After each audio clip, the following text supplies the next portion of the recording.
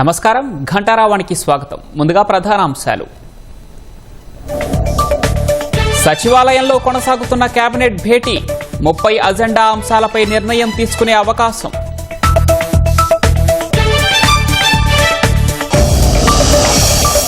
Rushikonda palace maintenance కు నెలకు 25 లక్షలు, ఉపయోగం లేకుండా ఉండటం వల్లే ఖర్చు అన్న మంత్రులు.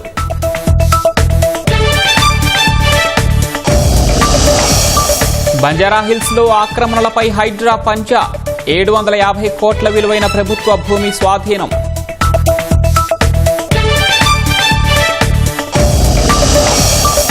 ఇజ్రాయెల్ ప్రధానితో ఫోన్లో మాట్లాడిన మోదీ, శాంతి స్థాపనకు మద్దతిచ్చిన భారత్కు నెతన్యాహు అభినందనలు.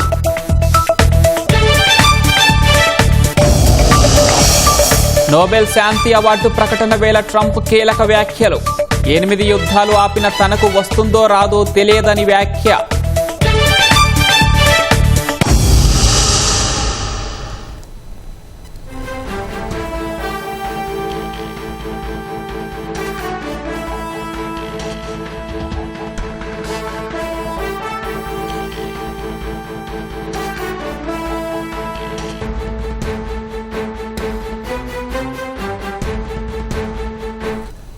అన్నమయ్య జిల్లా ములకల్ చెరువు నకిలీ మద్యం వ్యవహారంలో ఎక్సైజ్ శాఖ అధికారులు మెమో దాఖలు చేశారు. మరో 7గురిని నిందితులుగా చేరుస్తూ కోర్టులో మెమో దాఖలు చేశారు. దీనికి సంబంధించి మరింత సమాచారం మా ప్రతినిధి మురళిని అడిగి తెలుసుకుందాం.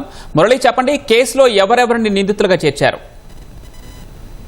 పవన్, అన్నమయ్య జిల్లా ములకల్ చెరువు నకిలీ మద్యం వ్యవహారంలో మరో 7గురిని నిందితులుగా చేరుస్తూ ఎక్సైజ్ అధికారులు తంబలపల్లి కోర్టులో మెమో దాఖలు చేశారు. ఇప్పటికే ఈ కేసులో 14 మందిని నిందితులుగా చేరుస్తూ ఎఫ్ఐఆర్ నమోదు చేశారు. తాజాగా నిన్న A2గా ఉన్నటువంటి కట్టారాజు, A12 కొడాలి శ్రీనివాసరావు ఇచ్చినటువంటి వాంగ్మూలం మేరకు మరో 7గురిని అదనంగా ఈ కేసులో చేర్చారు. నిన్న వారిద్దరిని అరెస్ట్ చేసిన సందర్భంగా సుదీర్ఘంగా కట్టారాజును ప్రశ్నించడంతో ఈ జనార్దన్ రావు, A1గా ఉన్నటువంటి జనార్దన్ రావు ప్రధాన అనుచరుడుగా ఉన్నటువంటి ఈ కట్టారాజు ఈ కల్తీ మద్యం వ్యవహారంలో అకౌంటెంట్ గా పనిచేసి ఆయన దగ్గర కీలకమైనటువంటి డైరీని కూడా ఎక్సైజ్ అధికారులు స్వాధీనం చేసుకున్నారు. ఆ డైరీలో ఎవరెవరికి ఎంత మొత్తంలో డబ్బు ఇచ్చారనేది కూడా ఆ డైరీలో నమోదయ్యాయి. ఆ డైరీలో ఉన్నటువంటి వివరాల మేరకు ఎక్సైజ్ అధికారులు 7గురిని నిందితులుగా చేరుస్తూ కేసు నమోదు చేశారు. ప్రధానంగా A17 కింద, అంటే ములకల్ చెరువు తంబలపల్లి నియోజకవర్గానికి ఇన్ఛార్జిగా వ్యవహరించి, టీడీపీ ఇన్ఛార్జిగా వ్యవహరించి ఇటీవలే సస్పెండ్ అయినటువంటి జయచంద్రారెడ్డిని A17 కింద చేర్చారు.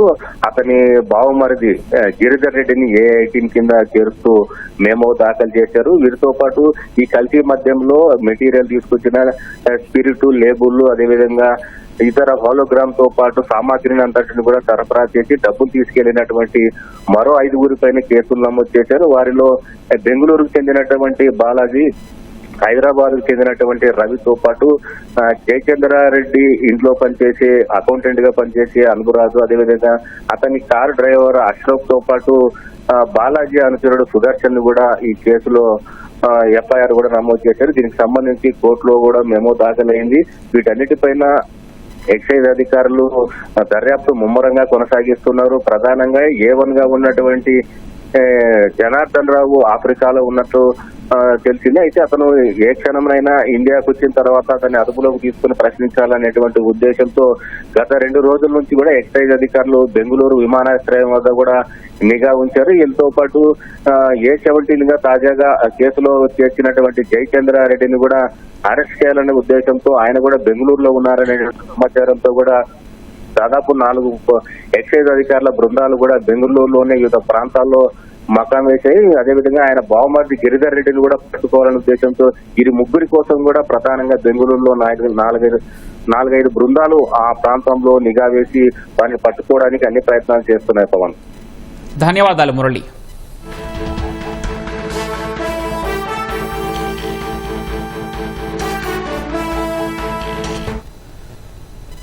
దాదాపు 30 అజెండా అంశాలతో సీఎం చంద్రబాబు అధ్యక్షతన రాష్ట్ర మంత్రివర్గం సచివాలయంలో సమావేశమైంది. సిఆర్డీఏ సమావేశ నిర్ణయాలతో పాటు ఇటీవల పెట్టుబడుల ప్రోత్సాహక మండలి తీసుకున్న పలు నిర్ణయాలకు కేబినెట్లో ఆమోదం తెలిపారు. పలు సంస్థలకు భూ కేటాయింపులతో పాటు జలవనరుల ప్రాజెక్టులకు మరమ్మతులకు నిధుల కేటాయింపు వంటి అంశాలకు మంత్రివర్గం ఆమోదం తెలిపినట్టు తెలుస్తోంది. ముఖ్యమంత్రి చంద్రబాబు అధ్యక్షతన సమావేశమైన మంత్రివర్గ భేటీలో పలు కీలక నిర్ణయాలు తీసుకున్నారు. హడ్కో ఆధ్వర్యంలో ఆంధ్రప్రదేశ్ రాష్ట్ర ప్రత్యేక ప్రాజెక్ట్స్ డెవలప్మెంట్ కార్పొరేషన్ లిమిటెడ్కు 5,000 కోట్లు guarantee deed letter of comfort జారీకి మంత్రిమండలి ఆమోదం తెలిపింది.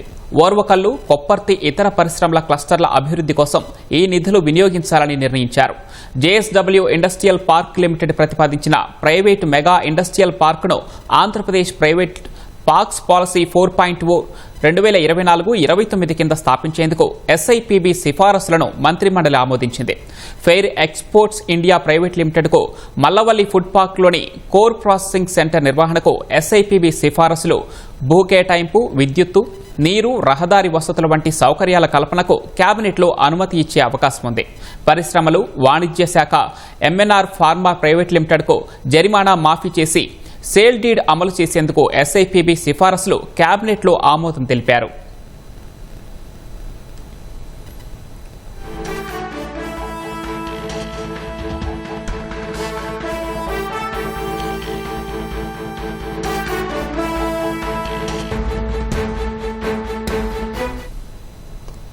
భారత్ డైనమిక్స్ లిమిటెడ్ ప్రాజెక్టుల గ్రౌండింగ్ వేగవంతం చేసేందుకు ఎస్ఐపిబి సిఫారసులను ఆమోదించింది. భూ కేటాయింపు, విద్యుత్తు, నీరు, రహదారులు వంటి సౌకర్యాల సమకూర్పుకు మంత్రిమండలి ఆమోదించే అవకాశం ఉంది. Arcelor Mittal, Nippon steel India, భారత petroleum corporation limited, PCBL chemical limited, Bharat electronics limited సంస్థల అదనపు అభ్యర్థనలపై ఎస్ఐపిబి సిఫారసులను ఆమోదించింది.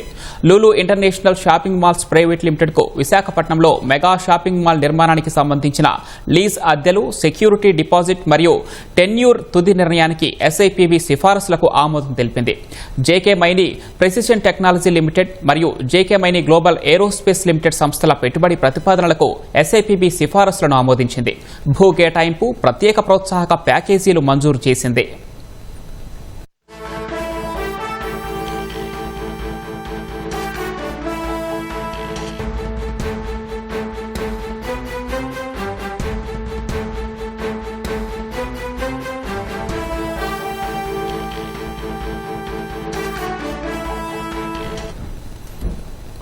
సన్వీరా industries limited, Shree cement limited పెట్టుబడుల ప్రతిపాదనలకు ఎస్ఐపిబి సిఫారసులకు మంత్రివర్గం ఆమోదం తెలిపింది.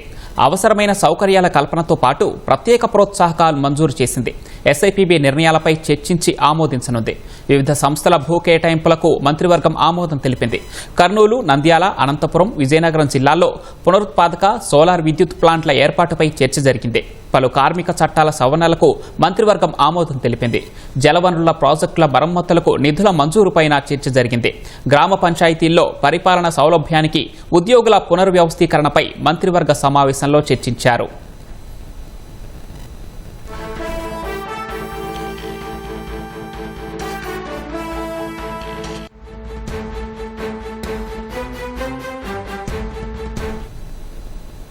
రుషికొండ ప్యాలెస్ వల్ల నెలకు 25 లక్షల రూపాయల విద్యుత్ ఛార్జీలు, మెయింటెనెన్స్ ఖర్చులు భరించాల్సి వస్తోందని మంత్రివర్గ ఉపసంఘం అభిప్రాయపడింది.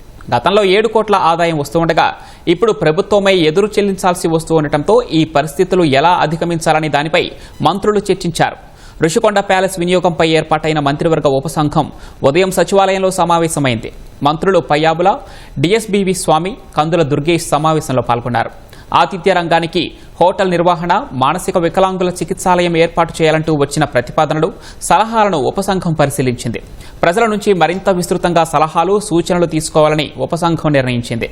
రుషికొండ భవనాన్ని ప్రజా వినియోగంలోకి తీసుకురావడం, ప్రభుత్వానికి ఆదాయం వచ్చేలా చేసే అంశంపై కసరత్తు చేస్తున్నారు. త్వరలో రుషికొండ ప్యాలెస్ వినియోగంపై ప్రభుత్వానికి నివేదిక సమర్పించనుంది. రాష్ట్రంలో మానసిక వ్యాధుల సంఖ్య పెరగడం ఆందోళన కలిగించే విషయమని వైద్యారోగ్య శాఖ మంత్రి సత్యకుమార్ యాదవ్ అన్నారు. విజయవాడ ఐఎంఏ హాలులో నిర్వహించిన ప్రపంచ మానసిక ఆరోగ్య దినోత్సవంలో మంత్రి పాల్గొన్నారు. సమాజంలోని 10 ప్రధాన వ్యాధుల్లో మానసిక వ్యాధిని కూడా చేర్చినట్లు చెప్పారు. సమాజానికి సైకాలజిస్టులు, సైక్రియాటిస్టుల సేవలు ప్రశంసనీయమని కొనియాడారు. మానసిక వ్యాధుల అడ్వైజరీ బోర్డుకు డాక్టర్ ఇండ్ల రామసుబ్బారెడ్డిని చైర్మన్గా నియమిస్తామని తెలిపారు. మన రాష్ట్రంలో ఉంటున్న సైకియాట్రిస్ట్ సంఖ్య డాక్టర్ గారి లెక్క ప్రకారం 250. మన రిక్వైర్మెంట్ ఇవాళ 27,000 మంది అదనంగా సైకియాట్రిస్ట్ మన ఆంధ్రప్రదేశ్ లోనే కావాల్సింది. అంత పెద్ద ఎత్తున అవసరం ఉంది. ఎందుకంటే రకరకాల రిపోర్ట్స్ చూస్తే మీరు 2021లో 8,067 సూసైడ్స్ ఆంధ్రప్రదేశ్ లో జరిగితే దాంట్లో ప్రొలాంగ్డ్ ఇల్నెస్ కారణంగా ఇతర కారణంగా చనిపోయిన వాళ్ళ సంఖ్య పక్కన పెట్టేస్తే, పర్సెంటేజ్ పక్కన పెట్టేస్తే, కేవలం మెంటల్ డిజార్డర్స్ తో ఈ ప్రెజర్ లో ఉండి చనిపోయిన వాళ్ళే 6.4% ఉన్నారు. అంటే ఎంత పెద్ద ఎత్తున ఎంతమంది ఆత్మహత్యలు చేసుకోవడానికి విద్యార్థులు ఎక్కువ, దాంట్లో ఎక్కువ మంది విద్యార్థులు ఉన్నారు. ఎందుకు కారణం? మనం ఇంట్లో పెద్దవాళ్ళు కూడా వాళ్ళని ఫోర్స్ చేయడం, నీటిలో మీరు ఇరాన్ చేయాలా, లేదా జేఈ క్రాక్ చేయాలా, లేదా ఐఐటి క్రాక్ చేయాలా, లేదా మా కలెక్టర్ గారి లాగా టార్గెట్ పెట్టేసుకుని సివిల్స్ క్రాక్ చేయాలి. ఈ రకంగా టార్గెట్ పెట్టడం వల్ల, దానివల్ల ఒత్తిడి పెట్టడం, వాళ్ళలో క్రియేటివిటీ పెంచడానికి, సృజనాత్మక పెంచడానికి అవకాశం కల్పించకుండా ఒత్తిడి చేయడం వల్ల ఇదే చేయాలి, నువ్వు ఇదే చేయాలని ఒత్తిడి చేయడం వల్ల ఆ ఒత్తిడిలో వాళ్ళు వేరే దారి లేక ఆత్మహత్యలు ఎంచుకుంటున్నారు. అది ఒక చివరి మార్గంగా ఎంచుకుంటున్నారు. అది తప్పు. పిల్లల్లో మార్పు రావాలా, పెద్దల్లో మార్పు రావాలా.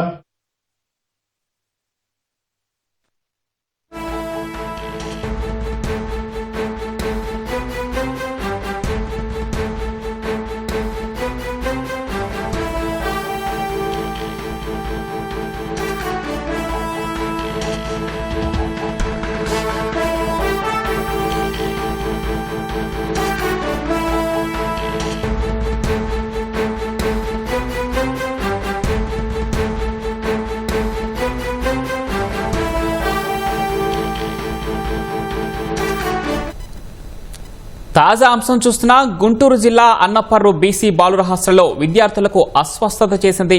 బీసీ బాలుర హాస్టల్లో దాదాపుగా 17 మంది విద్యార్థులకు అస్వస్థతగా ఉంది. ఆ విద్యార్థులు వాంతులు, విరేచనలతో బాధపడుతున్నట్లు తెలుస్తోంది. బీసీ బాలుర హాస్టల్లో 17 మంది విద్యార్థులు అస్వస్థతకు గురయ్యారు. విద్యార్థులను సమీపంలోని పీహెచ్సీకి అధికారులు తరలించారు. వసతి గృహంలో జ్వరంతో విద్యార్థులు బాధపడుతున్న నేపథ్యంలో మరికొందరు విద్యార్థులు కూడా అస్వస్థతకు గురవుతున్నట్టు తెలుస్తోంది. గుంటూరు జిల్లా పెదనందిపాడి మండలం అన్నపర్రు బీసీ బాలుర హాస్టల్లో ప్రస్తుతం విద్యార్థులు అస్వస్థతకు గురవుతున్నట్లు తెలుస్తోంది. దీనికి సంబంధించి మరింత సమాచారం మా ప్రతినిధి ఎస్పీ చంద్రశేఖర్ అడిగి తెలుసుకుందాం. చంద్రశేఖర్, చెప్పండి, ప్రస్తుతం విద్యార్థుల పరిస్థితి ఏంటి, ఎలా ఉంది? గుంటూరు జిల్లా పెదనందిపాడి మండలంలోని అన్నపర్రు బీసీ బాలుర వసతి గృహంలో విద్యార్థులు అస్వస్థతకు గురైనటువంటి ఘటన కలకలం రేపింది. ఎందుకంటే ఉత్తరాంధ్రలో కూడా కొన్ని వసతి గృహాల్లో విద్యార్థులు అనారోగ్యానికి పాలై 1 విద్యార్థులు కూడా మరణించడంతో ఇక్కడ కూడా అధికార యంత్రాంగం అప్రమత్తమైంది. ఇది నిన్నటి నుంచి కూడా విద్యార్థులు 15 మంది విద్యార్థులు వాంతులు, విరేచనాలతో బాధపడుతున్నారు. వీరిని పెదనందిపాడు ప్రాథమిక ఆరోగ్య కేంద్రానికి తరలించి అక్కడ చికిత్స అందిస్తున్నారు. అయితే ఉన్నతాధికారుల ద్వారా విషయం తెలుసుకున్నటువంటి జిల్లా వైద్య అధికారి విజయలక్ష్మి కూడా కొద్దిసేపు క్రితం ఆసుపత్రికి వెళ్లారు. ఇక్కడ వైద్యుల సంబంధించి విద్యార్థుల సంఖ్య, రోగుల సంఖ్య ఎక్కువగా ఉన్న కారణంగా పక్కన ఉన్నటువంటి ప్రాథమిక ఆరోగ్య కేంద్రాల నుంచి కూడా కొంతమంది సిబ్బందిని తరలించి అక్కడ విద్యార్థులకు మెరుగైన వైద్యం అందించేందుకైతే చర్యలు తీసుకున్నట్టుగా డిఎంహెచ్ఓ విజయలక్ష్మి తెలిపారు. ఎవరికైనా విద్యార్థులకు ఏమన్నా కొద్దిగా సీరియస్ కండిషన్ గా ఉంటే వారిని గుంటూరు జీజీహెచ్ కూడా తరలిస్తామని చెప్పేసి కూడా ఆమె తెలిపారు. ఇక ఈ విద్యార్థులు ఇలా అనారోగ్యం బారిన పడడానికి కారణాలు ఏంటనే దానికి కూడా పోలీసు అనే దానిపైన కూడా అధికారులు ఆరా తీస్తున్నారు. ఆహారం ఏమన్నా కలిసి జరిగిందా, లేకపోతే తాగునీరు ఏమన్నా కలుషితమైందా, ఈ అంశాలు కూడా వాళ్ళు దానిపైన కూడా ఆరా తీస్తున్నారు. ఎందుకు దీనిపై వచ్చిందనే అంశాలపైన కూడా చూస్తున్నారు. ఎందుకంటే కొంతమంది విద్యార్థులు జ్వరంతో కూడా బాధపడుతున్నారు. మొత్తం ఈ అనారోగ్యానికి కారణం ఏంటనే దానిపైన అయితే జిల్లా బీసీ సంక్షేమ శాఖ అధికారులు, అలాగే వైద్య ఆరోగ్య శాఖ అధికారులు వీరందరూ కూడా దృష్టి సారించారు. వసతి గృహంలో కూడా తనిఖీలు నిర్వహించి అక్కడ కిచెన్ కావచ్చు, లేకపోతే మరుగుదొడ్లు కావచ్చు, హాస్టల్లో ఉన్నటువంటి వాతావరణం కూడా తనిఖీ చేయాలని చెప్పేసి వారు భావిస్తున్నారు. ముందుగా అయితే విద్యార్థులకైతే మెరుగైన చికిత్స అందించి వారికి ఇబ్బందులు లేకుండా చూసే దిశకైతే అధికార యంత్రాంగం చర్యలు చేపట్టింది. అయితే చంద్రశేఖర్, ఇటీవల కాలంలో మనం ఉన్నాం గురుకుల విద్యార్థులు క్రమేపీ ఇలా అస్వస్థతకు గురి కావడం మనం చూస్తున్నాం. ఈ నేపథ్యంలో మరి ఆహారం కావచ్చు, లేదంటే ఇతరత పరిశుభ్రత కావచ్చు, వీటిలో ఇంత జాప్యం చేయడానికి, లేదంటే ఇలా అలసత్వం వహించడానికి కారణాలు ఏంటి? అధికారులు ఏమైనా చర్యలు తీసుకున్నారా? తప్పనిసరిగా వసతి గృహాలకు సంబంధించినటువంటి వార్డన్లు తగిన జాగ్రత్తలు తీసుకుంటే ఇంకా ఇలాంటి చర్యలు ఉత్పన్నం కావు. అక్కడ ఉన్నటువంటి అపరిశుభ్ర వాతావరణం కావచ్చు, లేకపోతే సౌకర్యాలు లేకపోవడం కావచ్చు, దీని వరకు కూడా కొన్ని చోట్ల ఇలాంటి సమస్యలు వస్తూ ఉన్నాయి. ఆ వసతి గృహాలకు చెందినటువంటి పర్యవేక్షకులు ఎప్పటికప్పుడు దీనిపైన ఉన్నతాధికారులతో మాట్లాడడం, వాళ్ళకి సంబంధించి సమస్యల పరిష్కారం దిశకైతే వారు చర్యలు చేపట్టాల్సిన అవసరం ఉంటుంది. అలా కాకుండా ఎవరైతే నిర్లక్ష్యంగా ఉంటారో అలాంటి హాస్టల్లో ఇలా విద్యార్థులు అనారోగ్యానికి గురయ్యేటువంటి ఘటనలు జరుగుతూ ఉంటాయి. వెంటనే ఇంకా ఆ పర్యవేక్షకులు స్పందించి తగిన చర్యలు తీసుకోవడం, అలాగే ప్రభుత్వంతో మాట్లాడి అక్కడ విద్యార్థులకు అవసరమైనటువంటి సౌకర్యాలు కల్పించే దిశగా చర్యలు చేపట్టి ఇంకా కొంత ఇలాంటి ఘటనలు జరగకుండా, విద్యార్థులు అస్వస్థతకు గురి కాకుండా, లేకపోతే కొన్నిసార్లు వాళ్ళు ప్రాణాపాయానికి కూడా గురయ్యేటువంటి పరిస్థితి ఉంది. కాబట్టి వాటి నుంచి నివారించేటువంటి అవకాశం ఉంటుంది. ఇదంతా కూడా ఆ స్థానికంగా ఉన్నటువంటి వార్డెన్లు, అలాగే మండల స్థాయి, జిల్లా స్థాయి అధికారుల చొరవను బట్టి మాత్రమే ఉంటుంది. ధన్యవాదాలు చంద్రశేఖర్. హైదరాబాద్ బంజారాహిల్స్ లో ఆక్రమణలను తొలగించి 5 ఎకరాల ప్రభుత్వ భూమిని హైడ్రా స్వాధీనం చేసుకుంది. సుమారు 750 కోట్ల రూపాయల విలువైన ప్రభుత్వ భూమిని కాపాడింది. బంజారాహిల్స్ రోడ్ నెంబర్ 10లో 5 ఎకరాల్లో జలమండలికి ఎకరా 20 గుంటల భూమిని ప్రభుత్వం కేటాయించింది. ఆ 1.5 ఎకరాలతో పాటు మొత్తం 5 ఎకరాల భూమి తనదేనంటూ పార్థసారథి అనే వ్యక్తి కోర్టుకెక్కాడు. చుట్టూ ఫెన్సింగ్ వేసి బౌన్సర్లతో పాటు వేట కుక్కలతో కాపలా పెట్టాడు. కోర్టులో వివాదం ఉండగానే 5 ఎకరాలు ఆధీనంలోకి తీసుకుని షెడ్డులు వేసి పహారా పెట్టాడు. ఈ విషయంపై జలమండలి, రెవెన్యూ అధికారులు హైడ్రాకు ఫిర్యాదు చేశారు. ప్రభుత్వ భూమిని కబ్జా చేసి భయభ్రాంతులకు గురిచేస్తున్నట్లు ఫిర్యాదు రావడంతో హైడ్రా చర్యలకు ఉపక్రమించింది. ఈ స్థలంలో రిజర్వాయర్ నిర్మించాలన్న జలమండలి ప్రయత్నాలను అడ్డుకున్న పార్థసారథి నకిలీ సర్వే నెంబర్ 403/52తో భూమి కాజేసే యత్నం చేస్తున్నట్లు ఆరోపణలున్నాయి.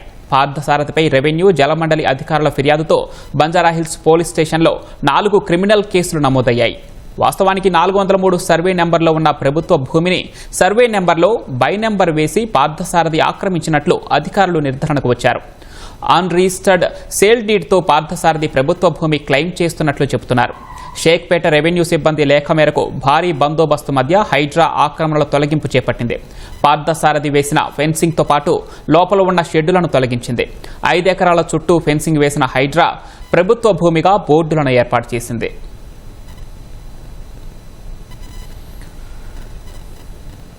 జీఎస్టీ తగ్గింపుతో ప్రజల జీవన ప్రమాణాలు మెరుగుపడతాయని GST assistant commissioner M Ramarao అన్నారు.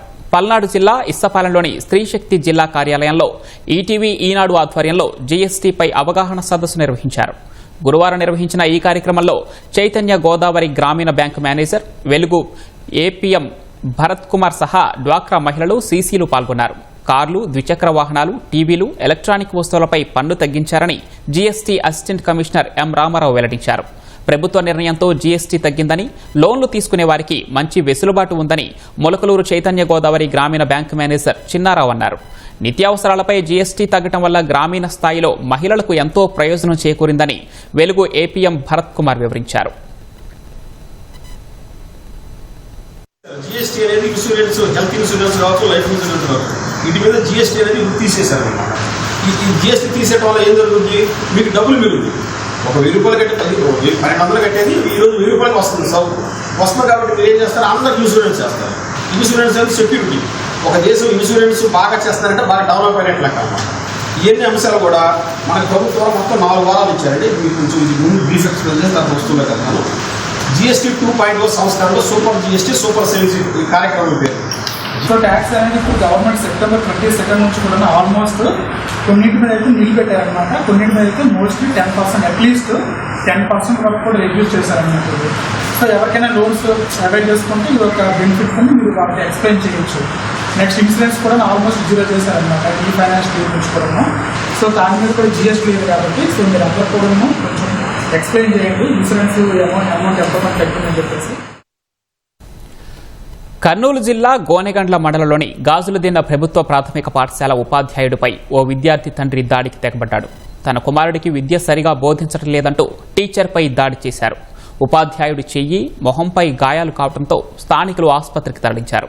ఈ ఘటనపై ఉపాధ్యాయుడు గోనెగండ్ల పోలీసులకు ఫిర్యాదు చేశారు. ఈరోజు ఉదయం 9 గంటలకి పాఠశాలకు వచ్చినప్పుడు మీసాల రంగస్వామి అనే వ్యక్తి నా మీద అనుకోకుండా అనవసరంగా దాడి చేశాడు.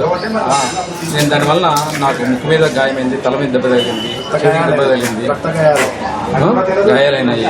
ఏమైనా వాడు పిల్లవాడిని ఆదురుతున్నాడు హర్షవర్ధన్ అని. ఆ అబ్బాయి కొద్దిగా మెంటల్ రిటార్డ్, సరిగ్గా రాకపోయినా ఎందుకు సరిగ్గా రావడం లేదు, దగ్గర పొద్దున తల్లి కొంచెం డబ్బులు కూడా రావు కదా అని మాట్లాడుతూ చెప్పాను సార్. వాడికి యాక్చువల్గా ఫస్ట్ నుంచి రాని పిల్లడికి ఇప్పుడు అక్షరాలు నేర్పించి 1 2 రాస్తున్నప్పుడు కూడా వాడు మా మీద ఏదో మనసు పెట్టి ఖర్చు పెట్టి దాడి చేయాలి. నా పేరు బసవరాజు, ఎస్జిటి. అన్ని రకాల పోషకాలు అందించే కోడిగుడ్డును ప్రతి ఒక్కరూ రోజు తీసుకోవాలని పౌల్ట్రీ ఫెడరేషన్ రాష్ట్ర అధ్యక్షుడు వెంకట సుబ్బారావు సూచించారు. AP poultry federation neck Godavari zone ఆధ్వర్యంలో పశ్చిమ గోదావరి జిల్లా తణుకులో ప్రపంచ కోడిగుడ్డు దినోత్సవాన్ని నిర్వహించారు. ఈ కార్యక్రమంలో భాగంగా పౌల్ట్రీ పితామహులు బీవీ రావు, ఉత్తరాదేవి విగ్రహాలకు పౌల్ట్రీ నెక్ నాయకులు పూలమాలలు వేసి నివాళులర్పించారు.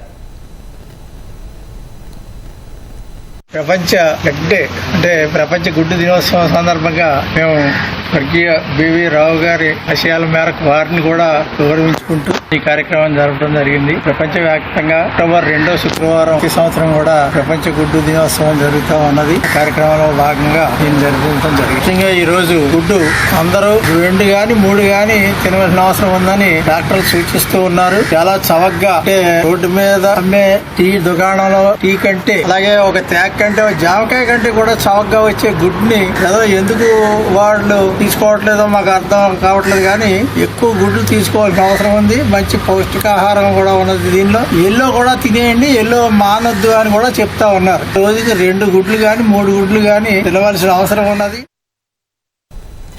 తిరుమల శ్రీవారిని డ్రమ్స్ శివమణి దర్శించుకున్నారు.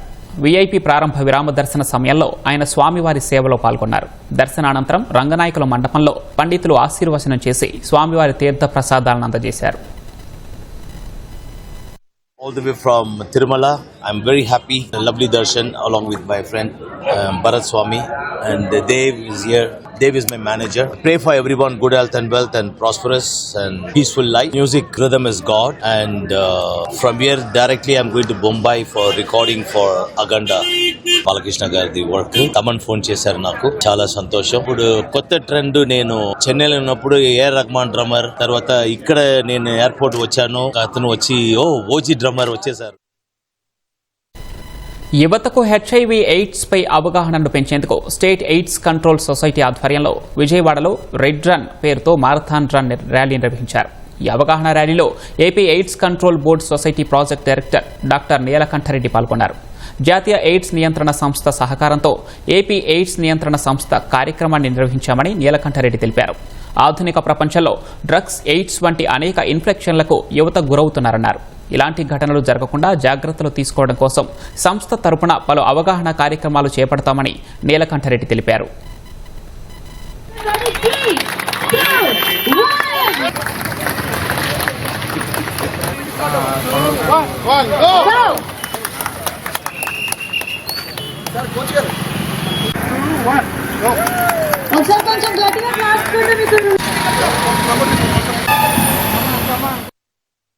మ్యారథాన్ రెడ్ రన్ 5K ఏర్పాటు చేయడం జరిగింది. ముఖ్యంగా దీంట్లో 3 కేటగిరీస్ పెట్టడం జరిగింది.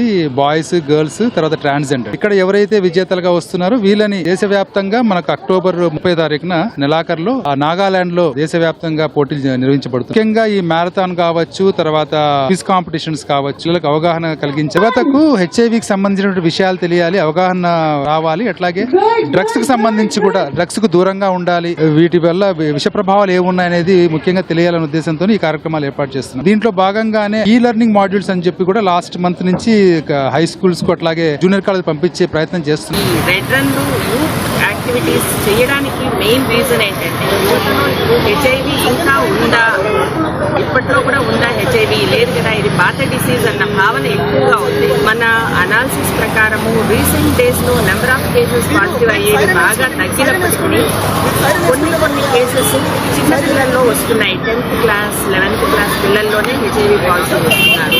పిల్లల్లో అవేర్నెస్ పెంచాలి.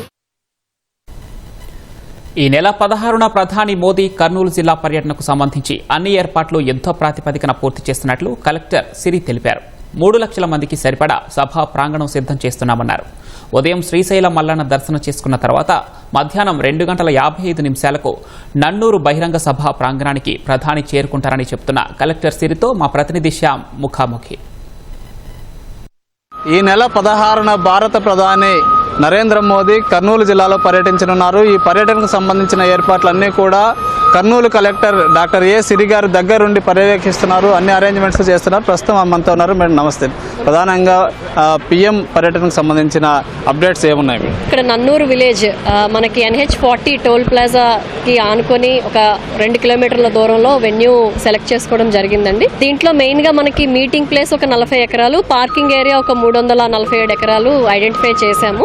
దీంట్లో అప్రోచ్ రోడ్స్ మనకి ఆల్రెడీ ఎగ్జిస్టింగ్ రోడ్స్ ఒక 5 ఉన్నాయి. 5 రోడ్స్ యాడ్ చేస్తున్నాము. కెనల్ రోడ్ కూడా కంటింజెంట్ రోడ్ గా ఐడెంటిఫై చేసి మొత్తం 11 రోడ్స్ డెవలప్ చేస్తున్నామండి. ఎగ్జిస్టింగ్ రోడ్స్ ఏవైతే ఉన్నాయో వాటికంతా సైడ్ లో బుష్ క్లియరెన్స్ కానీ, ఆ బర్మ్ డెవలప్మెంట్ కానీ, తర్వాత స్క్రేప్ చేయడం కానీ, గ్రావెల్ వేయడం, రోల్ చేయడం అన్ని కూడా అయిపోయినాయి. మొత్తానికి అప్రోచ్ రోడ్స్ అన్ని కూడా మనకి 11వ తారీఖుకి మేము పూర్తి స్థాయిలో ఇవ్వగలుగుతాము. అలాగే ఇక్కడ మీటింగ్ ప్లేస్ సంబంధించి మొత్తం జర్మన్ హ్యాంగర్ షెడ్ ఆల్రెడీ వేయడం జరిగింది. ఇంకా కొంత వర్క్ ఉంది దీనికి సంబంధించి. అండ్ కంట్రోల్ రూమ్ కూడా పూర్తిగా ఎస్టాబ్లిష్ చేసుకున్నాము. ఇది కాకుండా ఒక 12 parking areas including VIP, VVIP parking areas ఒక 12 ప్లేసెస్ ఐడెంటిఫై చేసుకున్నాము. ఆ 12 ప్లేసెస్లో కూడా నైట్ డే వర్క్ జరుగుతూ ఉందండి. ఇవి కూడా మొత్తానికి 11వ తారీఖుకి మొత్తంగా ఇవ్వగలుగుతాము. టాయిలెట్స్ కూడా ఒక 94 టాయిలెట్స్ ఇప్పటికి ఎరెక్ట్ అయినాయండి అన్ని ప్లేసెస్లో. మొత్తానికి టాయిలెట్స్ ఆ రోజు మనకి 16వ తేదీకి సంబంధించి 1500 టాయిలెట్స్ మేము ఎరెక్ట్ చేసుకుంటూ ఉంటాము. ఆ వర్క్ కూడా మనకి 14వ తేదీకి మ్యాక్సిమం కంప్లీట్ అయిపోతుంది. ఇది కాకుండా వచ్చే జనాలకి డ్రింకింగ్ వాటర్ కూడా ఒక 15 lakh లీటర్స్ వాటర్స్ ఇవ్వడం జరిగింది. ఇదే కాకుండా మామూలుగా కూడా మనకి పార్కింగ్ ఏరియాస్ అంతా ఎలక్ట్రిసిటీ ఉండాలి కాబట్టి ఆల్మోస్ట్ ఒక 300 లైట్స్ పెట్టడం జరిగింది. ఇంకా కొన్ని పోల్స్ ఎరెక్ట్ చేస్తూ ఉన్నారు. ఇంకొంత పార్కింగ్ ఏరియాస్లో ఎక్కడైతే మనకి ఇంటీరియర్ ఏరియాలో కొంత లైట్ సరిపోదు అక్కడ కూడా ప్లాన్ చేసుకున్నామండి పోల్స్ పెట్టడానికి. ఎలక్ట్రిసిటీ అన్ఇంటరప్టెడ్ పవర్ సప్లై కోసం ట్రాన్స్ఫార్మర్స్ కొన్ని కొత్తగా పెట్టడం జరిగింది. ఉన్న ట్రాన్స్ఫార్మర్స్ని స్ట్రెంగ్తెన్ చేయడం జరిగింది. సో అన్ఇంటరప్టెడ్ పవర్ సప్లై కోసం కూడా ఇక్కడ ఏర్పాట్లు చేయడం జరిగింది. ఇదే కాకుండా ఆల్మోస్ట్ మీరు చూస్తున్నారు ఒక 70 వెహికల్స్, టిప్పర్స్ కానీ, జేసీబీలు కానీ అన్ని డే అండ్ నైట్ వర్క్ చేస్తూ పార్కింగ్ ఏరియాస్ అన్ని కూడా మొత్తం లెవెల్ చేస్తూ ఉన్నారు. ప్రోగ్రామ్ రోజు మొత్తంగా ఫుడ్, లంచ్ ఎలా పెట్టాలి, డిన్నర్ ఎలా పెట్టాలి అది కూడా ప్లాన్ చేసుకోవడం జరిగిందండి. ఎంతమందిని సమీకరించడానికి ఇక్కడ ఏర్పాట్లు చేస్తారు? నంద్యాల అలాగే కర్నూలు జిల్లాల నుంచి కూడా మొత్తం 3 లక్షల మందిని మొబిలైజ్ చేయడానికి వీఆర్ ప్లానింగ్ అండి. మీకు వచ్చిన ఇన్ఫర్మేషన్ ప్రకారం పిఎం గారి టూర్ ఎట్లా సాగే అవకాశం ఉంది? ఎన్ని గంటలకు ఇక్కడికి వచ్చే అవకాశం ఉంది? ఆనరబుల్ పిఎం గారు ఇక్కడికి కరెక్ట్గా 2:55కి మనకి ఇక్కడ హెలిప్యాడ్ దగ్గర ల్యాండ్ అవుతారండి. ఫస్ట్ అక్కడ రిసీవ్ చేసుకోవడం, మళ్ళీ ఇక్కడ వెన్యూ దగ్గరికి తీసుకురావడం, తర్వాత వెల్కమ్ చేసిన తర్వాత కొన్ని ఇనాగ్రేషన్స్ కూడా ప్లాన్ చేసుకోవడం జరిగింది. ఆ తర్వాత మీటింగ్ అయిన తర్వాత he will leave the place అండి. ఇనాగ్రేషన్స్ అంటున్నారు, డ్రోన్ సిటీ అంటున్నారు కదా మేడం, అది ఇక్కడ నుంచినే చేసే అవకాశం ఉందా? ఇనాగ్రేషన్స్ ఇక్కడే చేయడం ఉంటుందండి. అది ఒకసారి మళ్ళీ we have to discuss, but inaugurations అయితే ఇక్కడే చేస్తారు. శ్రీశైలం టూర్కి సంబంధించి ఏమైనా ఇన్ఫర్మేషన్? శ్రీశైలం విజిట్ చేసుకుని ఆ టెంపుల్ దర్శనం అవన్నీ అయిన తర్వాత, లంచ్ అయిన తర్వాత ఇక్కడికి వస్తారు. Thank you madam. ఇది కలెక్టర్ డాక్టర్ ఏ సిరి గారు చెప్తుంది. కెమెరామెన్ శేషుతో శ్యామ్, ఈటీవీ న్యూస్, కర్నూలు జిల్లా. 2 ఏళ్ల పాటు సాగిన ఇజ్రాయెల్ హమాస్ యుద్ధం ముగిసిన సందర్భంగా కీలక పరిణామం చోటు చేసుకుంది. శాంతి ఒప్పంద నేపథ్యంలో ఇజ్రాయెల్ ప్రధాని నెతన్యాహుకు ప్రధాని మోదీ ఫోన్ చేశారు. ఆ సమయంలో జరుగుతున్న కీలక భేటీని ఇజ్రాయెల్ ప్రధాని నెతన్యాహు తాత్కాలికంగా నిలిపివేశారు.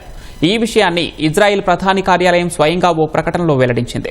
హమాస్తో శాంతి ఒప్పందానికి ఆమోదం తెలిపేందుకు ఇజ్రాయెల్ భద్రతా వ్యవహారాల కేబినెట్ భేటీ అయింది.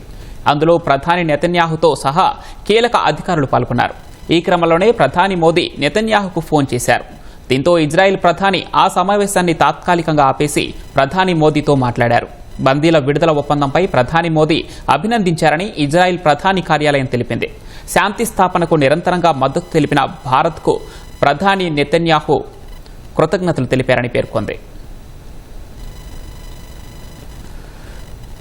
నోబెల్ శాంతి బహుమతిపై నేడు ప్రకటన వెలువడనున్న నేపథ్యంలో అమెరికా అధ్యక్షుడు డొనాల్డ్ ట్రంప్ కీలక వ్యాఖ్యలు చేశారు. 8 యుద్ధాలు ఆపిన తనకు నోబెల్ శాంతి బహుమతి వస్తుందో లేదో తెలియడం లేదన్నారు. వైట్ హౌస్లో మీడియాతో మాట్లాడిన ట్రంప్ గాజాలో శాంతి నెలకొల్పడంతో సహా 8 యుద్ధాలను ఆపినట్లు తెలిపారు. అయితే అవార్డుల కోసం యుద్ధాలు ఆపలేదన్నారు. అనేక మంది ప్రాణాలు కాపాడేందుకు యుద్ధాలు ఆపినట్లు ట్రంప్ చెప్పారు. ఈ సందర్భంగా మాజీ అధ్యక్షుడు ఒబామాపై అక్కసు వెళ్లగక్కారు ట్రంప్. అధ్యక్ష పగ్గాలు చేపట్టిన కొన్ని నెలలకే ఒబామాకు నోబెల్ శాంతి బహుమతి ఇచ్చారన్నారు. అమెరికాను నాశనం చేయటం తప్ప ఆయన ఏమీ చేయలేదన్నారు. నోబెల్ ఎందుకు ఇచ్చారో ఒబామాకు కూడా తెలియకపోవచ్చన్నారు. ట్రంప్ రెండోసారి అధికారం చేపట్టినప్పటి నుంచి నోబెల్ బహుమతి కోసం ఆరాటపడుతున్నారు. ఇందుకోసం దీర్ఘకాలంగా కొనసాగుతున్న యుద్ధాలతో పాటు అనేక ఘర్షణలు ఆపానంటూ స్వయంగా ట్రంపే ప్రకటించుకున్నారు.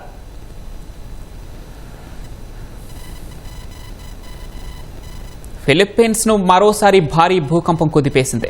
భారీ కుదుపులతో జనం హడలిపోయారు. భయంతో పరుగులు తీశారు. ఇళ్లు, దుకాణాల్లోని వస్తువులు ఊగిపోయాయి. రిక్టర్ స్కేల్పై తీవ్రత 7.6గా నమోదైంది. దీంతో సునామీ హెచ్చరిక జారీ చేశారు. దావా ఓరియంటల్ ప్రావిన్స్లోని మనాయి పట్టణానికి ఆగ్నేయంగా 62 కిలోమీటర్ల దూరంలోని సముద్రంలో భూకంపం సంభవించింది. భూకంపం 10 కిలోమీటర్ల లోతు నుంచి సంభవించిందని, ఆస్తి నష్టంతో పాటు ప్రకంపనలు వచ్చే ప్రమాదం ఉందని ఫిలిప్పీన్స్లోని భూకంప కేంద్రం అంచనా వేసింది. భూకంప కేంద్రానికి 300 కిలోమీటర్ల పరిధిలోని తీర ప్రాంతాల్లో అలలు ప్రమాదకరంగా ఎగిసిపడే ప్రమాదం ఉందని హోనోలులోని పసిఫిక్ సునామీ హెచ్చరిక కేంద్రం తెలిపింది. భూకంప కేంద్రం సమీపంలోని తీర ప్రాంతాల్లో అలలు సాధారణం కంటే తీవ్రంగా 3 మీటర్ల కంటే ఎక్కువ ఎత్తులో ఎగిసిపడే ప్రమాదం ఉందని పేర్కొంది. ఇండోనేషియా, పలావ్లో కూడా అలలు ఎగిసిపడే అవకాశం ఉందని పసిఫిక్ సునామీ హెచ్చరిక కేంద్రం తెలిపింది.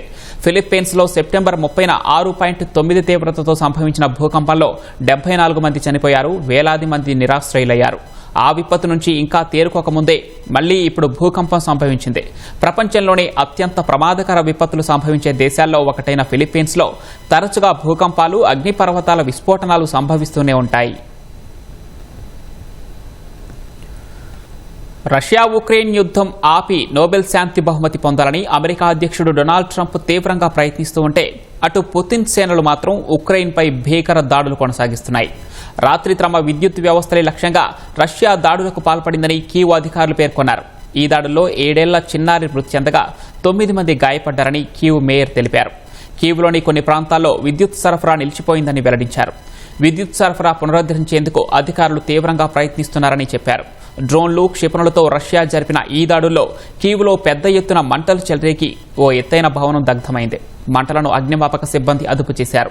శీతాకాలం రానున్న నేపథ్యంలో ఉక్రెయిన్ను ఇబ్బందులకు గురి చేసేందుకు దాని ఇంధన మౌలిక సదుపాయాలే లక్ష్యంగా దాడి చేయడంపై రష్యా దృష్టి సారించింది. గతంలోనూ మాస్కో ఇలాంటి దాడులకే పాల్పడింది.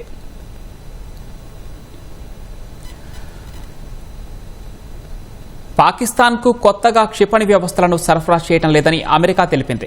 ఈ మేరకు భారత్లోని అమెరికా రాయబార కార్యాలయం ఓ ప్రకటనను విడుదల చేసింది.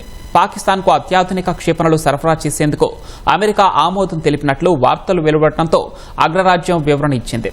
గతంలో పాకిస్తాన్తో సహా ఇతర దేశాలతో చేసుకున్న ఒప్పందం మేరకు ఆయుధాలను సరఫరా చేస్తామని తెలిపింది. అయితే తాజాగా సరఫరా చేసే ఆయుధాల్లో సామర్థ్యం పెంపు ఉండదని అమెరికా స్పష్టం చేసింది.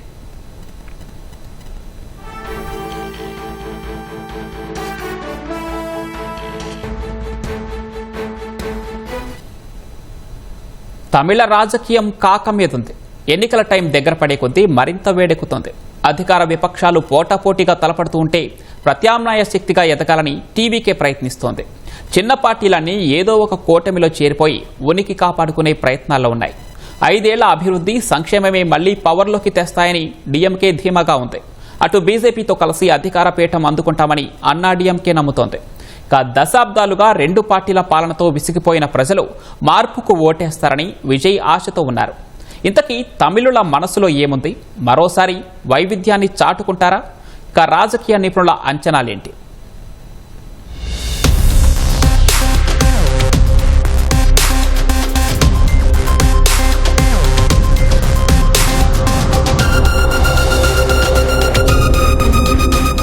తమిళనాడులో మొత్తం 234 శాసనసభ స్థానాలున్నాయి. రాజకీయ దిగ్గజాలు కరుణానిధి, జయలలిత మరణానంతరం తొలిసారి జరిగిన 2021 ఎన్నికల్లో డీఎంకే జయకేతనం ఎగురవేసింది. అన్నా డీఎంకే ఓడిపోయినా 75 సీట్లతో బలమైన స్థితిలో నిలిచింది. ఎప్పటిలాగే ఈసారి కూడా ద్రవిడ పార్టీల మధ్య పోటీ నెలకొంది. డీఎంకే, అన్నా డీఎంకే కూటములు గట్టిగా తలపడుతున్నాయి. జాతీయ పార్టీలు బీజేపీ, కాంగ్రెస్ పలుకుబడి అంతంత మాత్రమే. అందుకే 2 పార్టీలు చెరోవైపు చేరిపోయాయి. మిగిలిన చిన్న పార్టీలో కూడా అత్యధికం అధికార డీఎంకే వెంటే ఉన్నాయి. ఇదయ దళపతి విజయ్ పార్టీ తమిళిగ వెట్రి కళగం టీవీకే కొత్త శక్తిగా ఎదగాలనే ప్రయత్నాల్లో ఉంది.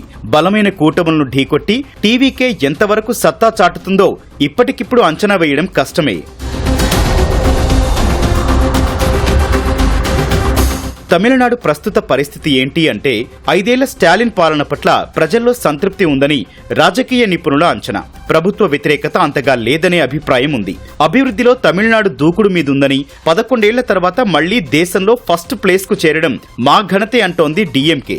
పెట్టుబడుల సాధనలో అందరికంటే ముందున్నట్లు నేతలు చెబుతున్నారు. పేద మహిళలకు నెలకు 1000 రూపాయల ఆర్థిక సాయం, ఉచిత బస్సు సర్వీసు ఎన్నికల్లో ఓట్లు కురిపిస్తాయని నమ్ముతోంది. గత ఎన్నికల వేళ పథకాన్ని వ్యతిరేకించిన అన్నా డీఎంకే ఇప్పుడు అధికారంలోకి వస్తే 1500 ఇస్తామంటోంది. ప్రభుత్వ బడుల్లో అల్పాహారం గ్రాండ్ సక్సెస్ అయింది. స్కూలు పిల్లలకు అమ్మా నాన్నల్లో ఒకరు లేకపోయినా నెలకు 1000 రూపాయల సాయం, తమిళ మీడియం విద్యార్థులకు 6 నుంచి 12వ తరగతి వరకు నెలకు 1000 ప్రోత్సాహకం అందిస్తోంది. స్కిల్ డెవలప్మెంట్ తో యువత ఉపాధి కల్పనకు కృషి చేస్తోంది. పోటీ పరీక్షలకు సిద్ధమయ్యే వారికి ఉచిత కోచింగ్ సౌకర్యం కల్పిస్తోంది. ఇవన్నీ ప్రజల్ని మెప్పించాయని డీఎంకే బలంగా విశ్వసిస్తోంది.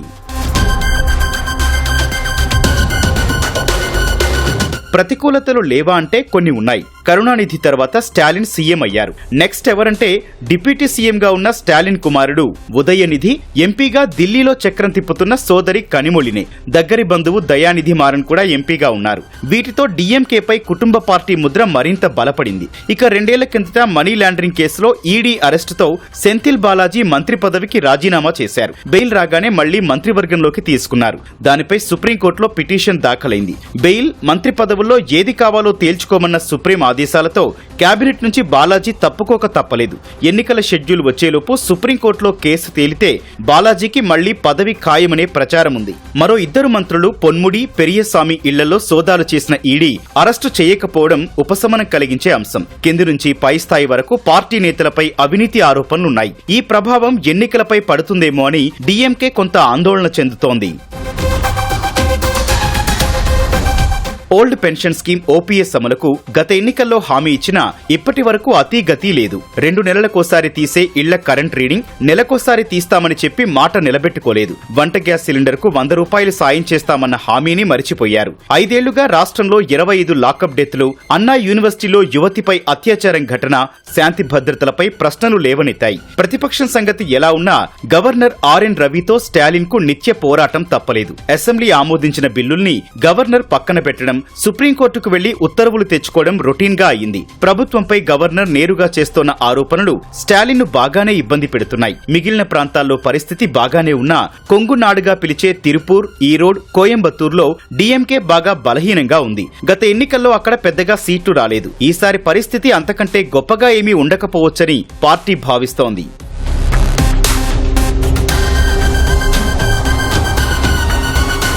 5 ఏళ్లుగా ప్రతిపక్షంలో కూర్చున్న అన్నా డీఎంకే పరిస్థితి అంత మెరుగ్గా ఏమీ లేదని రాజకీయ విశ్లేషకుల అంచనా. జయలలిత లేకపోవడం పార్టీకి తీరని లోటు.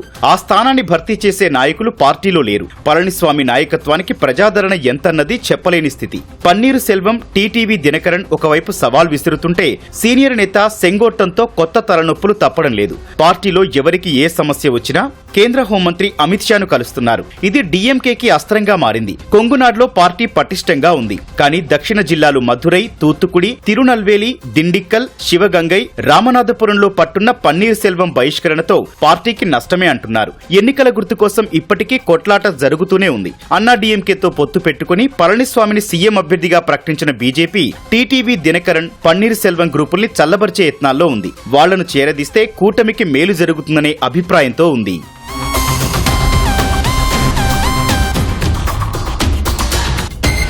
దేశమంతటా ఉన్నట్లే తమిళనాడులోనూ కూటముల హవా సాగుతోంది. కాంగ్రెస్ సహా సిపిఎం, సిపిఐ, వీసీకే, ఎండీఎంకే లాంటి దాదాపు 10 పార్టీలు అధికార డీఎంకే వెంట ఉన్నాయి. గత ఎన్నికల్లో వేరుగా పోటీ చేసిన ఎంఎన్ఎం అధ్యక్షుడు కమల్ హాసన్ ఒక్క సీటు సాధించలేకపోయారు. స్వయంగా ఆయన కూడా నెగ్గలేదు. ఇటీవలే డీఎంకే మద్దతుతో కమల్ రాజ్యసభకు వెళ్లారు. వచ్చే ఎన్నికల్లో ఎంఎన్ఎం పోటీ చేసినా చేయకపోయినా మద్దతు మాత్రం డీఎంకేకే అన్నది అందరికీ తెలిసిందే. విజయకాంత్ మృతి చెందిన ఆయన సతీమణి పార్టీని నడిపిస్తున్నారు. ఆమె కూడా డీఎంకేకి జై కొడతారని భావిస్తున్నారు. 2021లో అన్నా డీఎంకేతో కలిసి పోటీ చేసిన బీజేపీ 4 ఎమ్మెల్యే సీట్లు గెలిచింది. లోక్సభ ఎన్నికల్లో విడిగా బరిలో నిలిచి ఒక్కచోట గెలవకపోవడంతో ఇప్పుడు మళ్లీ జట్టు కట్టాయి. కరూర్ దుర్ఘటనతో కష్టాల్లో ఉన్న విజయ్ ని ఆకర్షించేందుకు బీజేపీ యత్నిస్తోంది. తమిళనాడు నార్త్ జిల్లాల్లో పట్టున్న పీఎంకే ఇప్పటి వరకు ఎటూ తేల్చుకోలేదు. డీఎంకే ప్రభుత్వాన్ని దించడమే లక్ష్యమంటున్న అన్బుమణి రామదాస్ అన్నా డీఎంకే కూటమికి దగ్గరయ్యే అవకాశం కనిపిస్తోంది. తండ్రి రామదాస్ కు ఇష్టం లేకపోయినా అన్బుమణి మాత్రం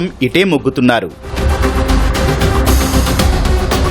ప్రత్యామ్నాయ శక్తిగా ఎదగాలనే పట్టుదలతో పార్టీ స్థాపించిన సినీ నటుడు విజయ్ ప్రభావం ఎంతన్నది అప్పుడే చెప్పడం కష్టమంటున్నారు విశ్లేషకులు. పార్టీకి క్షేత్రస్థాయి నిర్మాణం లేదు, క్యాడర్ నాయకులు అంతగా లేరు. కానీ విజయ్ కి మాస్ ఫాలోయింగ్ గట్టిగానే ఉంది. అభిమానులు అత్యధికులు 20 నుంచి 45 ఏళ్ల మధ్య వయస్కులే. వాళ్లంతా పార్టీకి ఓటేస్తారని చెప్పలేం, అలాగని తోసిపుచ్చలేం. పార్టీ ప్రారంభం, ఎన్నికల ప్రచార సభలు జోరుగా సాగాయి. మంచి స్పందన వచ్చింది. అయితే కరూర్ సభలో జరిగిన తొక్కిసలాటలో 41 మంది చనిపోవడం చెడ్డ పేరు తెచ్చింది. ఘటన తర్వాత బాధిత కుటుంబాల్ని పరామర్శించకుండా విజయ్ చెన్నైకి వెళ్లిపోవడం విమర్శలకు తావిచ్చింది. తొక్కిసలాట వెనుక కుట్రకోణం ఉందని టీవీకే ఆరోపించింది. బల ప్రదర్శనకు విజయ్ ప్రయత్నించడం నిర్వహణ లోపాలే కారణమని అధికారులు చెబుతున్నారు. ఈ ప్రమాదం తర్వాత ఇప్పటి వరకు విజయ్ జనంలోకి రాలేదు. వస్తే పరిస్థితి ఎలా ఉంటుందో, కరూర్ ఘటన ఎంత నష్టం చేస్తుందో అని విజయ్ సహా పార్టీ నేతలు ఆందోళన చెందుతున్నారు. సీఎం పదవిపై ఆశ తప్ప విజయ్కి సొంత ఎజెండా లేదనే విమర్శలున్నాయి. డీఎంకేకి బీ టీమ్ అని బీజేపీ విమర్శిస్తుంటే బీజేపీకే బీ టీమ్ అని డీఎంకే ప్రతి విమర్శలు చేస్తోంది. తామెవరికి బీ టీమ్ కాదని, ప్రజలే మా అధిష్టానమని టీవీకే అంటోంది. గతంలో విజయ్ అభిమానులు సీమాన్ నాయకత్వంలోని నాన్ తమిళన్ కచ్చి ఎన్టీకేకి మద్దతిచ్చారు. 2021 ఎన్నికల్లో ఎన్టీకేకి 8% ఓట్లొచ్చాయి. అందులో 2 నుంచి 3% మంది ఇప్పుడు టీవీకే వైపు మళ్లుతారని అంచనా. మొత్తంగా టీవీకేకి వచ్చే ఓట్లు 10 నుంచి 12% లోపే ఉండొచ్చన్నది రాజకీయ వ్యూహకర్తల లెక్క. అందుకే తిరుచి ఈస్ట్ లాంటి సేఫ్ సీట్ నుంచి పోటీకి విజయ్ సిద్ధమయ్యారనే వాదన ఉంది. విజయ్ పార్టీకి ఎన్ని ఓట్లు పడినా ఎవరికి గండి కొడతారో అని డీఎంకే, అన్నా డీఎంకే కలవరపడుతున్నాయి. తమిళనాట 1989 నుంచి 2011 వరకు 5 ఏళ్లకోసారి ప్రభుత్వం మారేది. 2016లో వరుసగా రెండోసారి గెలిచి పాత సంస్కృతికి జయలలిత చెక్ పెట్టారు. ఆమె మరణానంతరం 2021లో జరిగిన ఎన్నికల్లో డీఎంకే అధికార పీఠం ఎక్కింది. ఈసారి కొనసాగింపు ఉంటుందా లేక పాత పద్ధతి పునరావృతం అవుతుందా అన్నది తేలాల్సి ఉంది. జాతీయ రహదారులంటేనే గతుకులు, గుంతలేని సాఫీ ప్రయాణం. అలా అనుకుని ఆ రోడ్డెక్కారా మీ ఒళ్ళు హోనమే. అడుగుకో గుంత, దారంతా అతుకుల బొంత. కశ్మీరు కన్యాకుమారి హైవేపై కర్నూలు జిల్లాలోని 75 కిలోమీటర్ల పరిధిలో గుంతలు అధిక సంఖ్యలో ఉన్నాయి. డోన్ సమీపంలోని అమకతాడు టోల్ గేట్లో రోజు వాహనదారుల నుంచి 30 లక్షలకు పైగా వసూలు చేస్తున్నా మరమ్మతులు చేపట్టే దిక్కులేదు. అసలు మీకు టోలు ఎందుకు కట్టాలి? గుంత పూడ్చావా, రోడ్డు వేసావా అని జాతీయ రహదారుల ప్రాధికార సంస్థను నిలదీస్తున్నారు వాహనదారులు. ప్రస్తుతం మనం నిల్చున్నటువంటి ఈ రహదారి కర్నూలు నుంచి డోన్కు వెళ్లే 44వ నంబర్ జాతీయ రహదారి. ఇది దేశంలోనే అత్యంత పొడవైనటువంటి కాశ్మీర్ టు కన్యాకుమారి రహదారి అంటారు. ఈ రహదారి పరిస్థితి ఏ విధంగా ఉంది, వాహనదారులు ఎలాంటి పరిస్థితులను ఎదుర్కొంటున్నారు అనేది పరిశీలిద్దాం.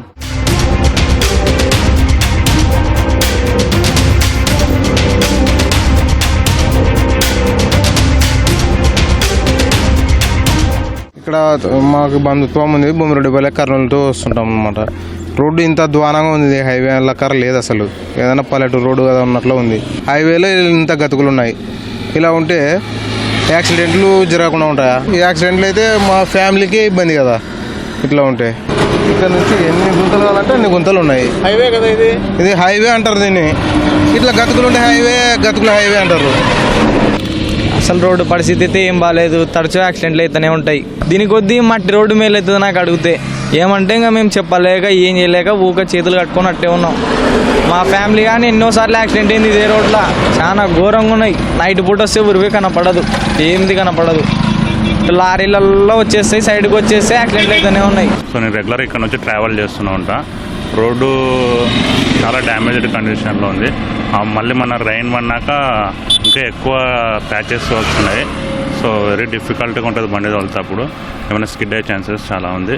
నైట్ టైం అసలు కనిపించదు. ఆ గుంతలు నైట్ టైం కనిపించవు. చాలా దారుణంగా ఉంది. తద్దోయ్, ఆరట్లోయ్, ముద్దపప్పు మూడట్లోయ్ అంటూ అరుస్తూ ఇరుగు పొరుగు స్నేహితులందరితో కలిసి ఆటలు ఆడుతారు. పెద్దలు కూడా ఉత్సాహంగా పాల్గొని తమ చిన్ననాటి జ్ఞాపకాలను గుర్తు చేసుకుంటారు. పిల్లలతో పాటు తల్లులు బాల్య స్మృతులు నెమరేసుకుంటారు. గౌరమ్మ దీర్ఘందే దంతుల్లో పెట్టి దంతుదే తుల్లార నెరపేట మిల్లార గజ్జాలు మవ్వల్ల చెక్కు జీలకార చేతి సింగల పోయినే గౌరమ్మ సింగల్ల దండాయినే బంగారు గుళ్ళు కాడే ఉప్పుగా పిండంతలే గౌరమ్మ వాయనాలు చెల్లిస్తుంది. ఈ లంకవాణి దిబ్బ గ్రామంలో ప్రత్యేకంగా ఈ ఉయ్యాలలు కింద కూడా ఒక స్తంభాన్ని ఏర్పాటు చేసి దానికి 4 ఉయ్యాలలు ఏర్పాటు చేశారు. ఆ మహిళలు మాత్రమే ఈ ఉయ్యాల ఊగేందుకు ఏర్పాట్లు ఉంటాయి. మగవారు కర్రల సాయంతో ఆ తాళ్ళ సాయంతో ముందుగా కాసేపు ఆ ఉయ్యాలకు సంబంధించిన రాట్నంతగా తిప్పుతూ ఉంటారు. తిప్పిన తర్వాత కాసేపటి తర్వాత వాళ్ళందరూ కూడా మొగలందరూ పక్కకు వస్తారు. అప్పటి వరకు తిప్పిన దాని ప్రకారం అంతా కూడా ఉయ్యాలన్నీ కూడా ఒక 2 నిమిషాల నుంచి ఊగుతూ ఉంటాయి. ఇలా ఈ అట్లది పండుగ రోజున కేవలం ఆధ్యాత్మికము అలాగే ఆరోగ్యానికి సంబంధించి కాకుండా ఇలా ఆటపాటలు కూడా అందరూ కలిసి జరుపుకోవడం అయితే ఎంతో సంతోషంగా ఉంటుంది. లంకవాణి దిబ్బలోని రాములవారి గుడి వద్ద వేసిన ఊయలను ఆడపడుచులు ఊగారు. పురుషులు ఊయల ఊపటంలో సహాయంగా ఉంటారు. గ్రామ సర్పంచ్ చిలకలపూడి పాపారావు 10 ఏళ్లుగా ఈ ఏర్పాట్లు చేయడంతో పాటు ఊళ్ళోని మహిళలకు సారె అందజేస్తున్నారు. సర్పంచ్ ఎన్నికైన మరుసటి సంవత్సరం నుంచే 2014 సంవత్సరం నుంచి కూడా ఈ అట్లది సంప్రదాయాన్ని కాపాడాలని ఆచారాలు కాపాడాలన్న ఉద్దేశంతో మరి మా గ్రామంలో లంకవాణి గ్రామంలో అట్లది స్టార్ట్ చేయటం 2014 జరిగింది. అప్పటి నుంచి కూడా ఇప్పటి వరకు కూడా కంటిన్యూగా ప్రతి సంవత్సరం కూడా అట్లదికి ప్రతి ఉయ్యాలు వేయటం మా ఆడపడుచులు అందరూ కూడా మరి అందరూ ఒక సాటికి చేర్చి వాళ్ళందరూ కూడా మరి అన్నగా వాళ్ళు పసుపు కింద సారే చీర గాజులు ఇవ్వటం కూడా జరిగిద్దండి. మన సంస్కృతి సంప్రదాయాలను కాపాడే పండుగలను చేసుకోవటంలో ఇప్పటికీ పల్లెటూళ్లు ముందున్నాయని లంకవాణి దిబ్బ గ్రామస్తులు నిరూపిస్తున్నారు. ఈ అమ్మాయికి ఇటీవలే వివాహమైంది కాబట్టి ఆ కొత్త అల్లుడిని కూతుర్ని తమ ఇంటికి తీసుకొచ్చి తల్లిదండ్రులు ఈ అట్లది నోములు నోయిస్తూ ఉంటారు. 11 మంది ముత్తైదులను పిలిచి వారికి ఆ అట్టని కూడా వాయినాలుగా ఇచ్చి వారి కంకణాలు కట్టి ఆ పూజా కార్యక్రమాలు పూర్తయిన తర్వాత ఈ ఉపవాస దీక్షను ముగించి ఈ అట్లది పండుగను సంప్రదాయబద్ధంగా చేసుకున్నామన్నటువంటి ఒక సంతృప్తిని అయితే ఈ గ్రామాల్లో మిగిల్చుకుంటూ ఉంటారు. కెమెరామెన్ అలితో పూర్ణచంద్రశేఖర్, ఈటీవీ న్యూస్, బాపట్ల జిల్లా. ట్రాఫిక్ నిబంధనలను ఉల్లంఘించే వారిని అడ్డుకునేందుకు త్వరలోనే బైక్ ఇంటర్సెప్టర్ అందుబాటులోకి రానుంది. కొత్త సాంకేతికతతో రూపొందిన బైక్ ఇంటర్సెప్టర్ను ఢిల్లీలో నిర్వహించిన ట్రాఫిక్ ఇన్ఫ్రా ఎక్స్పోలో ప్రదర్శించారు. అత్యాధునిక కెమెరా, రాడార్తో అనుసంధానమై ఉండే ఈ బైక్ ఇంటర్సెప్టర్ ట్రాఫిక్ నిబంధనలను ఉల్లంఘించే వాహన చోదకులను పసిగట్టి ఆటోమేటిక్గా ఈ చలాన్లు జారీ చేస్తుంది. ఇందులో బిల్డ్-ఇన్ డేటా స్టోరేజ్ సదుపాయం ఉంది. ట్రాఫిక్ నిబంధనలను ఉల్లంఘించిన వారి ఫోటోలు తీసి ట్రాఫిక్ కంట్రోల్ రూమ్ కు పంపుతుంది. నేషనల్ ఇన్ఫర్మేటిక్స్ సెంటర్ సర్వర్ ద్వారా ట్రాఫిక్ నిబంధనలను ఉల్లంఘించిన వారి మొబైల్ ఫోన్లను ఈ చలాన్లు వెళ్తాయి. ఒక్కో బైకు ఇంటర్సెప్టర్ ధర దాదాపు 4 లక్షలు ఉంటుందని తయారీదారులు తెలిపారు. కేరళలో నిర్మించిన అత్యంత విశాలమైన సింగిల్ పిల్లర్ ఫ్లైఓవర్ త్వరలోనే ప్రారంభం కానుంది. కాసర్గోడ్ జిల్లాలోని తలాపాడి చెంగాల జాతీయ రహదారి అభివృద్ధి ప్రాజెక్టులో భాగంగా ఈ పై వంతెనను నిర్మించారు. ఇంజనీరింగ్ అద్భుతానికి ప్రతీకగా నిలిచే ఈ పై వంతెనను కరంథక్కడ్, నుల్లిపడి మధ్య నిర్మించారు.